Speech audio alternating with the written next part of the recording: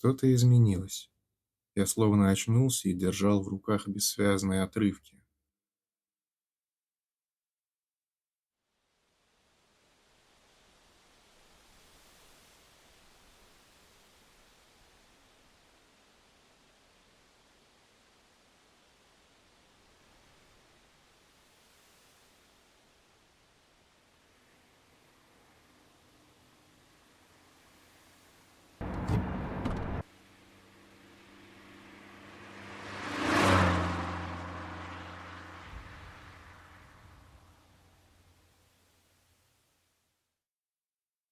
Все, что я знал, и все, что я помнил, рассыпалось на отвлеченные, но весьма яркие эпизоды, едва ли связанные чем-либо, кроме моей горечи.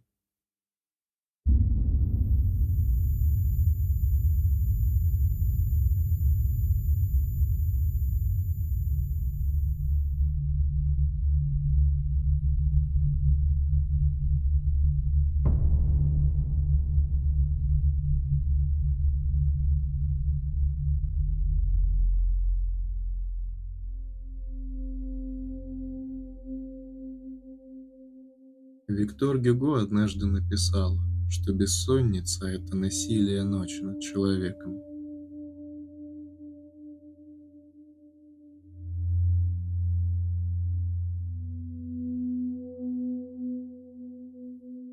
Если из-за пределов неба мы обласканы божеством сна, то совсем рядом с ним, очевидно, должно быть божество бессонницы.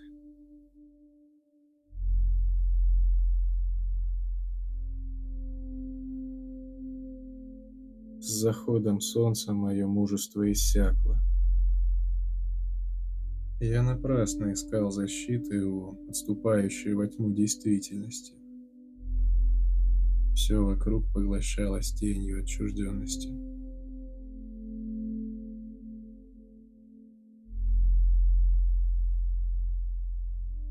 Наравне с любым сумасшествием бессонница осязаема. И я слышал приближение ее бездушной свиты.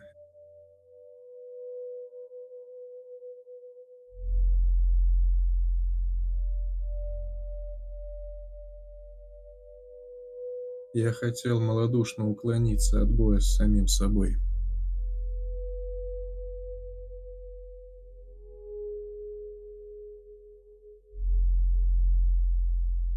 Я перепробовал все, чтобы спрятаться в желанной стране небытия.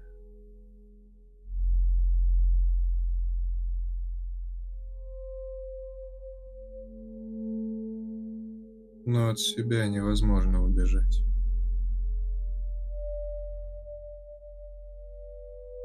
Все начинается с чувства вины, которое удушливо обвивает меня.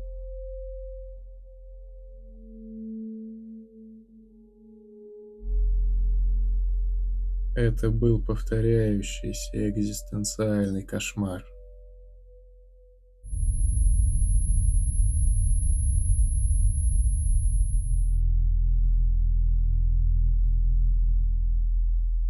Артюр Рембо как-то написал: «Действительность была чрезмерно тернистой для моей широкой натуры. Незаменимая оговорка к моей спекулятивной философии».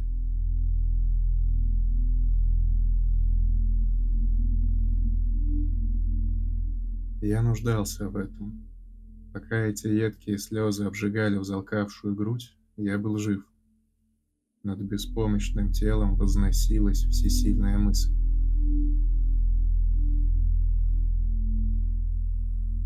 К заунывному и бессмысленному путешествию возвращались прежде растопленные краски.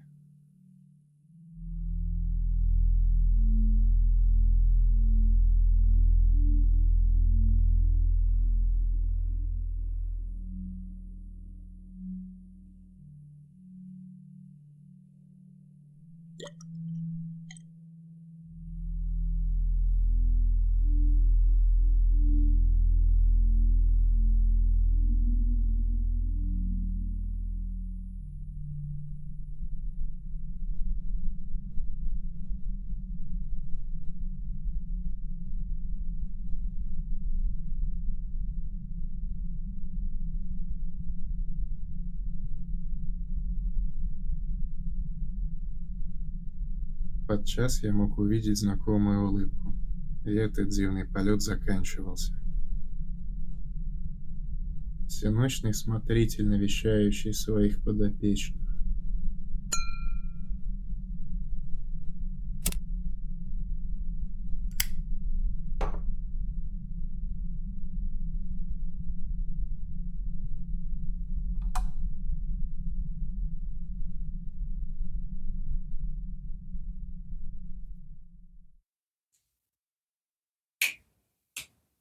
Эй, Дубина, Дубина, проснись. Пора веселиться. Ты здесь? Подержи.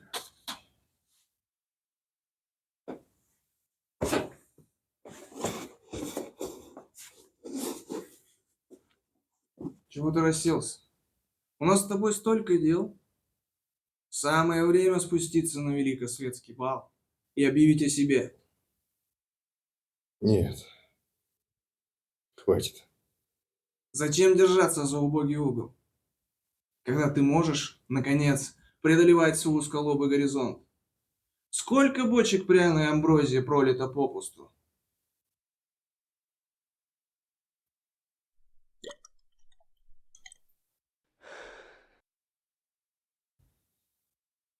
Мне нужно побыть одному.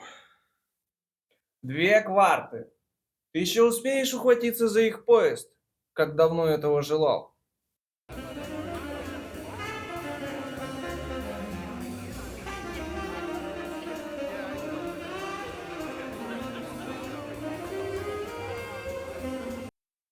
Почему ты прячешься? Какое иступленное торжество первобытного пиршества. Маскарад-обличитель. Ты не слушаешь моих советов. Зачем все это? По-моему, твой зимний раут был несравненным. Ты тогда не ушибся? Доставил же ты им забот. Я не хотел ничего дурного. Дубин, попробуй рассуждать за гранью добра и зла. Они все отлучили меня. Бедняга, ты заболел мизантропией и закрыл себя в этом храме грез? Скажи, зачем стремиться к звездам, если ты способен воссоздать их у себя в голове после 4 пинт? Наверное. Такова моя участь.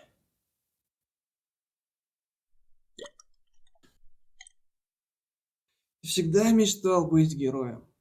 Вот твоя стезя. О, да, притягательный свет добродетели, прелести классического образования.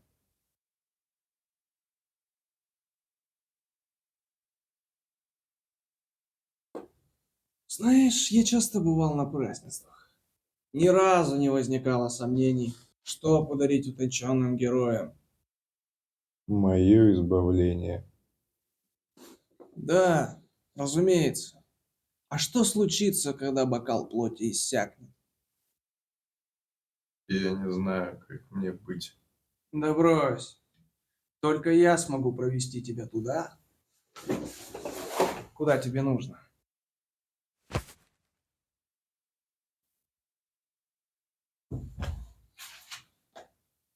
Что это? Ты все же выдавил из себя свои жалкие взывания?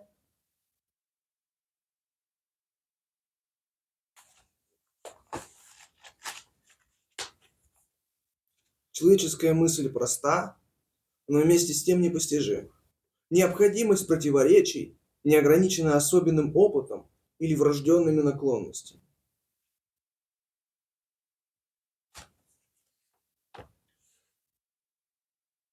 Боже мой, ты променял бравые приключения на это? Как это трогательно. Я разочарован. Правда, где-то там. Нет, И я открою тебе по секрету. Все вы одинаковы. Потерянные, сломленные, попранные, одичалые. Но я всегда протяну руку лежащему. Да вырвется во имя великой свободы ваша оскорбленная душа.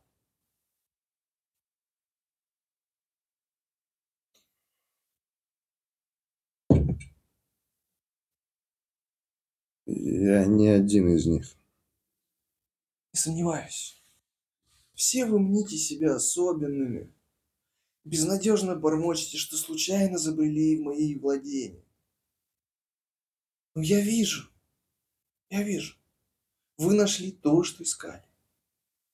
Вы приходите снова и снова.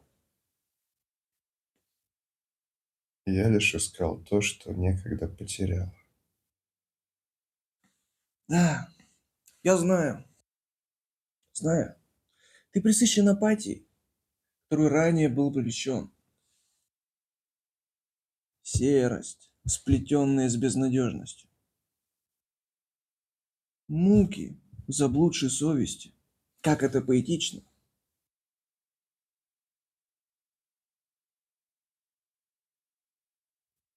С твоего позволения осмелюсь примерить твою панихидную одежду.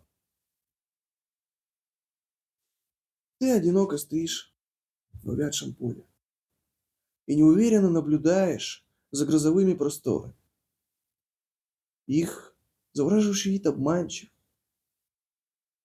Тебе никогда не достичь их.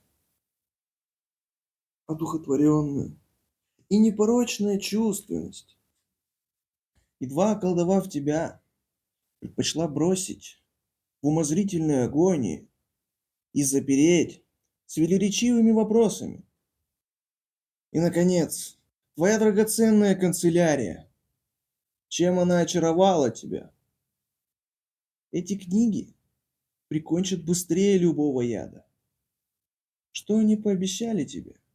Спасение?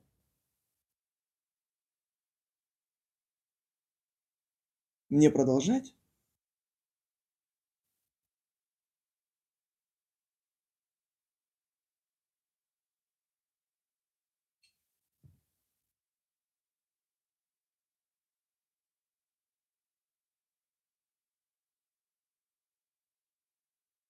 Прими, истина на дне.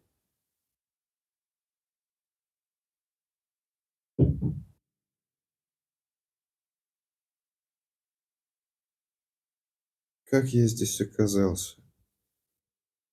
Что привело меня сюда? Где я ошибся? Ты спрашиваешь, что пошло не так. Первый фужер поманил тебя своей надеждой достучаться до первопричины, не так ли? Ты спускался все ниже и ниже, по влажным, бесцветным ступеням, вдыхая сладостное брожение, пока не утонул в его океане. А сами вопросы не утратили смысла. Почему все это случилось со мной? Ставь это, дубина. Нет никакой первопричины. В кого я превратился? Не утруждай себя. Вы все сами приходите ко мне, а потом проклинаете. Никто не заставлял тебя выбивать пробку из бочки. Я не заслуживаю утешения. Я продал тебе то, что ты желал купить. Все, что требуется, это следовать импульсу и вкусить этот сок страсти. Лекарство от любых бестолковых идей. Я не могу. Это простая сделка. Вероятно, ты думаешь, что отдаешь мне свою душу. А я бы тебе ответил. Мне твоя душа и за даром не нужна. У меня больше ничего нет. Я освобождаю тебя от академической философии и дарую тебе вздох оживления, которого ты отказываешься. Ну почему?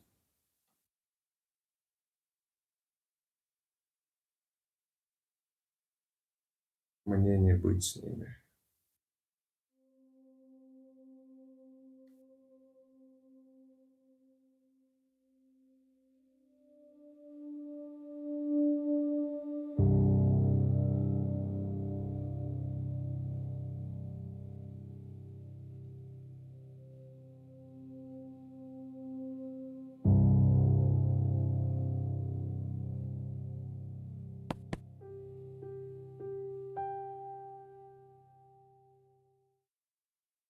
Я все понимаю, дубина.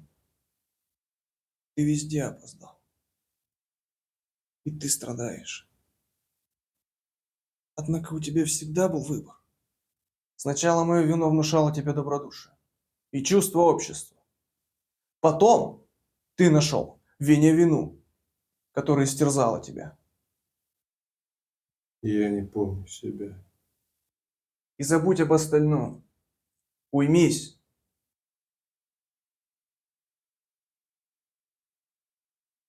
Не вынуждай меня приходить снова.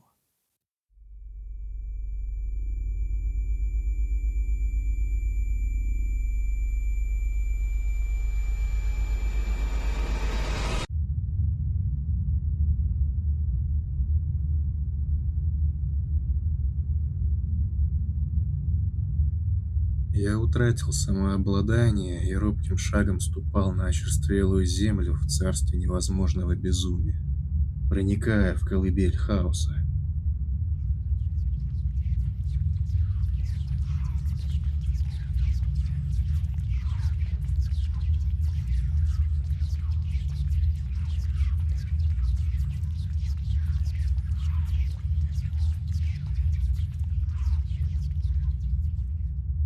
Когда я был ребенком, я страшился различных чудовищ, скрывавшихся в наступавшей на меня темноте и подбиравшихся ко мне ближе и ближе, чтобы усладиться моим немым криком. Спустя много лет истязателем моей души выступал я сам. Я был в лабиринте, не имеющего выхода.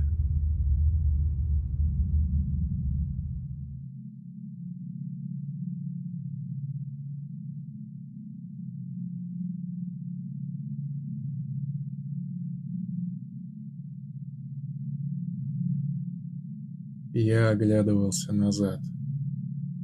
Передо мной всплывали десятки знакомых фигур.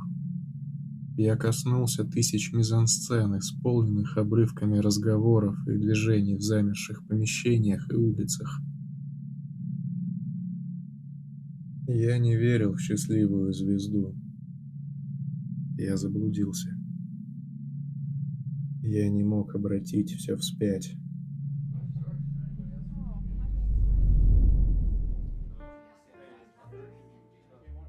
Это случилось на День народного единства.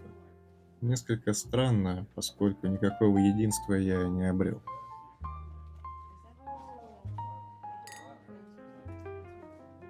В тот вечер я оказался на ветреном застолье случайно, по знакомству с одним из присутствующих.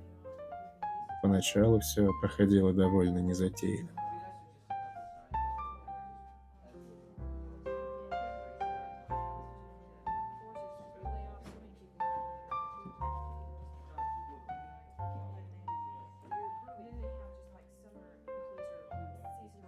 Потом я почувствовал.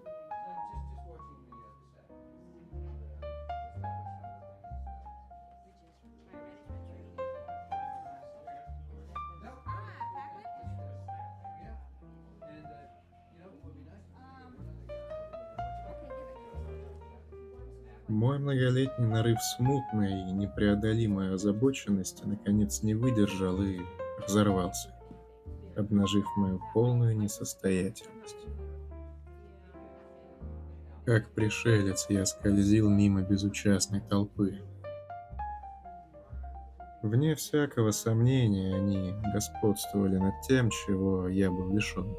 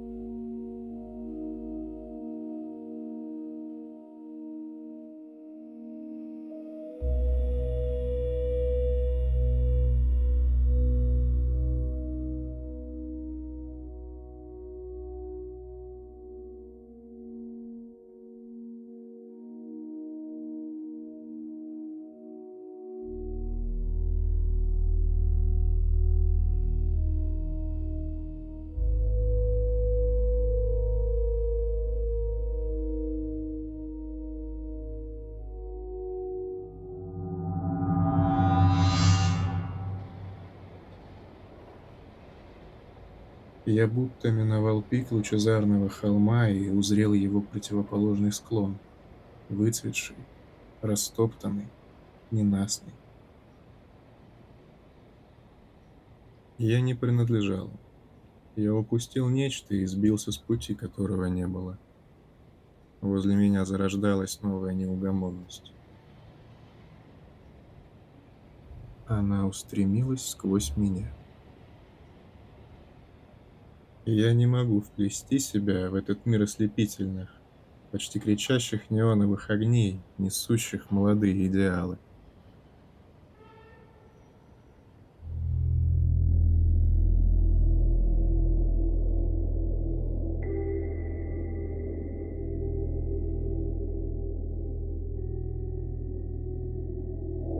Бессонными ночами мной повелевают самые темные мысли и ловко вплетаются в мою обезоруженную натуру. Они заражают меня одержимостью.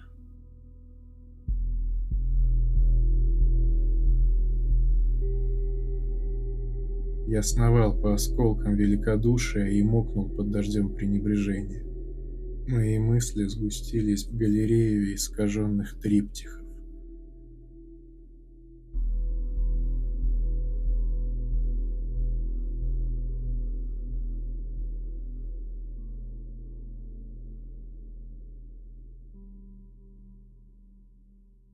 Я был наедине с безотрадными впечатлениями.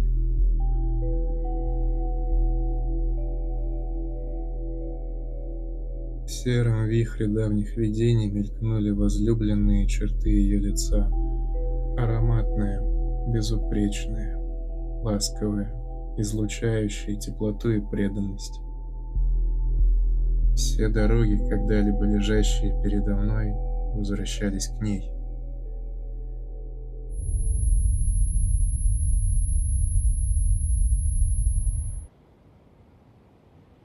Артур Шопенгауэр называл жизнь долгим сновидением. Это страница одной и той же книги. Впрочем, страницы моей книги искомкались.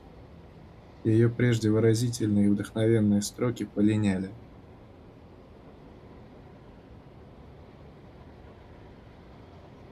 Прячась от дурного чувства, я забрел на опустевшую набережную.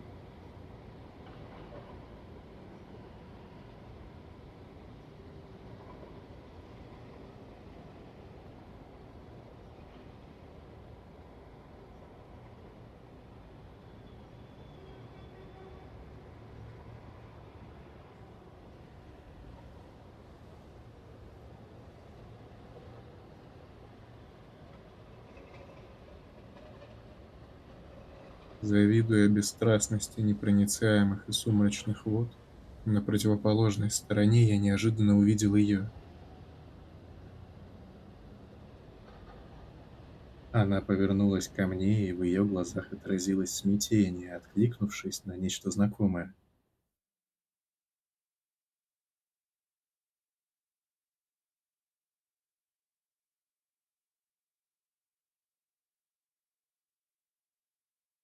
Прежде я потерял ее. Теперь я не мог пресытиться головокружительным созерцанием столь близкой копии, которая пришла из ниоткуда.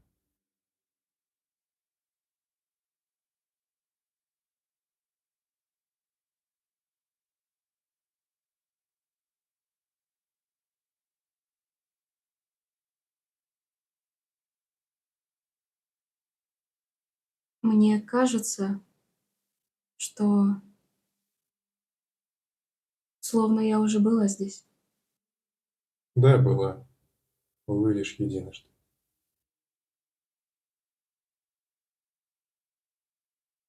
Не хочешь немного выпить? Нет, нет, спасибо.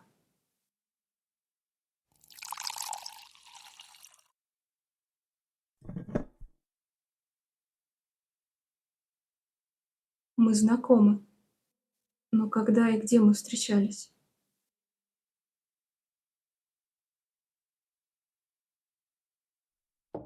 Это было давно. В королевстве Приморской земли.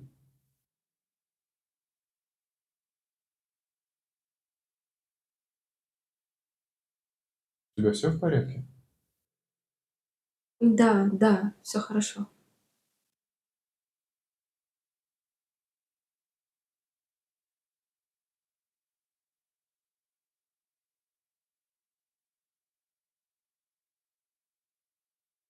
Наверное, минула целая вечность с той ночи, когда ты в первый и в последний раз была здесь.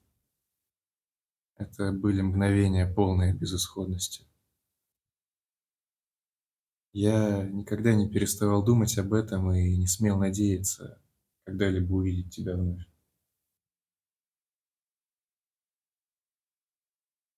Я не помню этого. А я ни за что не забуду.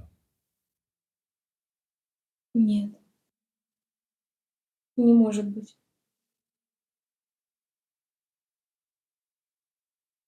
Я знаю тебя. Откуда-то. Но я знаю тебя. Но то, о чем ты говоришь, невозможно. Ты ведь тоже почувствовала? Нет, боюсь, ты обознался. Наверное, это флюиды. Что? Ты всегда говорила мне, наверное, это флюиды.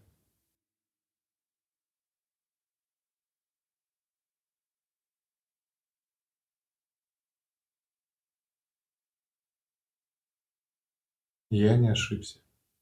И ты ничуть не изменилась.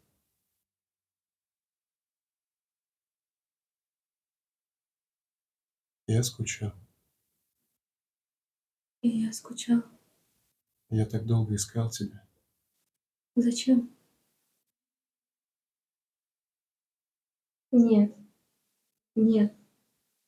Наш разговор, он уже должен был состояться. Тогда, 4 года назад.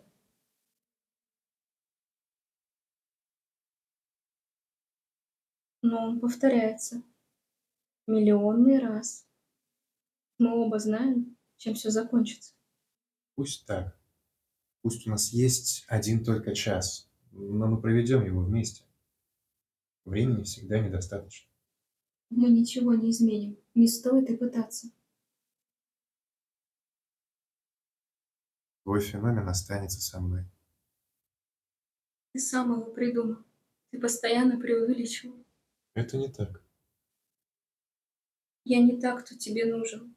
Согласись со мной. Никогда. Ты такой же упрямый, как и был. Еще не поздно все вернуть. Но зачем? Я знаю, ты хочешь этого точно так же, как и я. Не имеет значения, чего хочу я.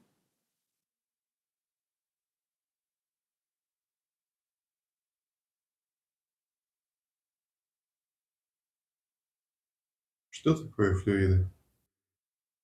Сама не знаю. Я слышала, так называют сильное чувственное притяжение. Оно разделило все на до и после, засияв в зеркальном отражении под лучами апрельского солнца. Отпусти их. Отпусти меня. Это лишь привычка. Это не привычка. Ты совсем не знал меня. Я знал необходимое, что не случайно. Мы должны быть вместе. Мы уже пытались. И будем пытаться снова. Ты настойчив. Но все это неправильно. Кто так решил? Понимаешь, что обстоятельства против нас? Мы не должны зависеть от них. Они везде преследуют нас и ни за что не отстанут. Мы выше всего этого. Я не могу. Все сложнее, чем тебе кажется.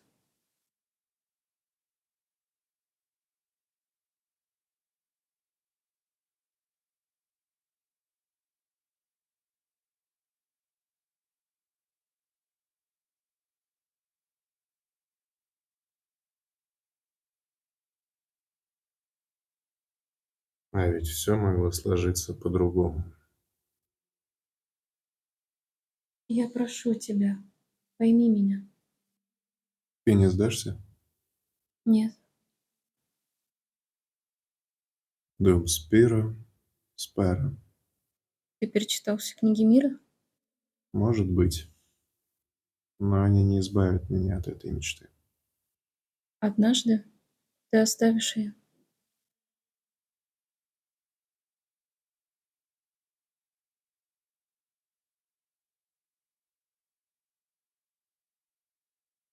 Расскажи мне что-нибудь.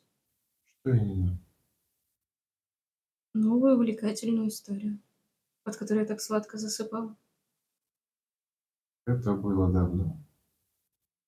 Это было давно. В королевстве Приморской земли. Только ты их так начинал. Я никогда не мог бы написать что-либо подобное. Эти строки не превзойти. Неправда? Ты не уступала. Ни размера, ни ритма, ни стройности. Это не важно. Твои стихи, они замечательны. Ты еще хранишь их? Да. И все твои письма. Я помню все до мельчайшей подробности. Каждый прожитый миг. Ты мой романтик. Тогда, той ночью, ты сказала правду? Я всегда честна с тобой.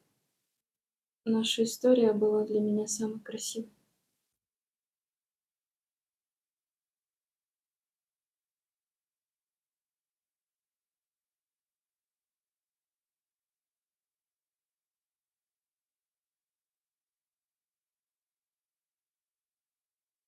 Ты уверяла меня следовать дальше, но это притяжение живет во мне.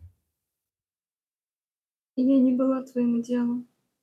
Как ты терпел меня? Никто не идеален. В этом весь смысл. Мне не хватало тебя. Мне не доставало твоей заботы. Встаньте. Я не могу.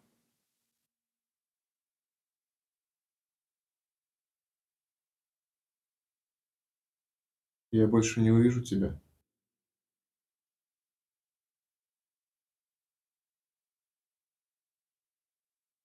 Ты вновь покидаешь меня, но на этот раз навсегда? Так будет лучше. Почему ты так уверена в этом? Отпусти нас. Не уходи. Мне... Мне очень жаль. Ты всегда будешь дорога мне. Я знаю. И что будет теперь? Я тихо исчезну, а ты не заметишь. Прости меня.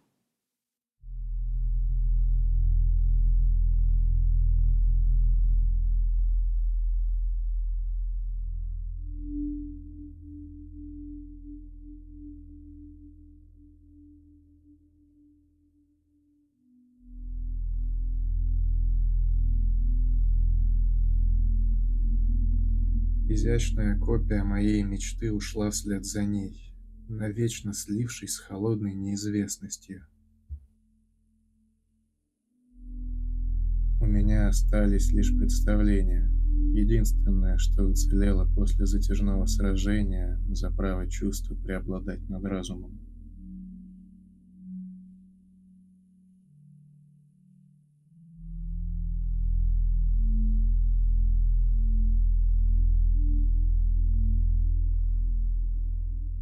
Все, что казалось последовательным, верным, непоколебимым, вмиг лишилось какого-либо значения.